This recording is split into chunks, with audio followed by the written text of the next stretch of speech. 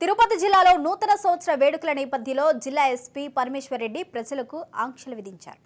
వేడుకలను ప్రశాంతమైన వాతావరణంలో రాగద్వేషాలకు అతీతంగా జరుపుకోవాలని తెలిపారు. బహిరంగ ప్రదేశాల్లో ఎలాంటి కార్యక్రమాలకు అనుమతి లేదు. వైన్ షాపులు, బార్లు నిర్ణీత సమయంలో మూసివేయాలి. ప్రైవేటు కార్యక్రమాల్లో వేసుకునే దుస్తులు, నృత్యాలు, మాట్లాడే విధానం అశ్లీలత ఉండకూడదు అంటూ కూడా ఆయన సూచించారు. డ్రంక్ అండ్ డ్రైవ్కు 10,000 రూపాయల జరిమానా, 6 నెలల జైలు శిక్ష ఉంటుందని హెచ్చరించారు.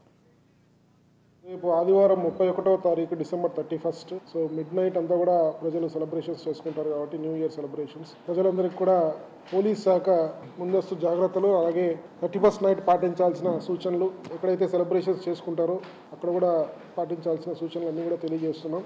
తిరుపతి పట్టణం ఎక్కడైతే న్యూ ఇయర్ సెలబ్రేషన్స్ కోసం హోటల్స్ కానీ, ఫంక్షన్ హాల్స్ కానీ, ఇతరత్ర అరేంజ్మెంట్స్ చేసుకునే హోటల్ యాజమాన్యాలు, అలాగే ఈవెంట్ ఆర్గనైజర్స్ అందరూ కూడా ముందస్తుగా పోలీసు పర్మిషన్స్ తీసుకోవాలి. వారికి కూడా అప్ టు 1 o'clock వరకే పర్మిషన్ ఇవ్వడం జరుగుతుంది. సో ఎక్కడైతే ఈవెంట్ ఆర్గనైజర్స్ చేస్తున్నారో ఆ ప్లేసెస్ అన్ని కూడా పబ్లిక్ సేఫ్టీ యాక్ట్ ప్రకారం సీసీ కెమెరాస్ ఉండాలి.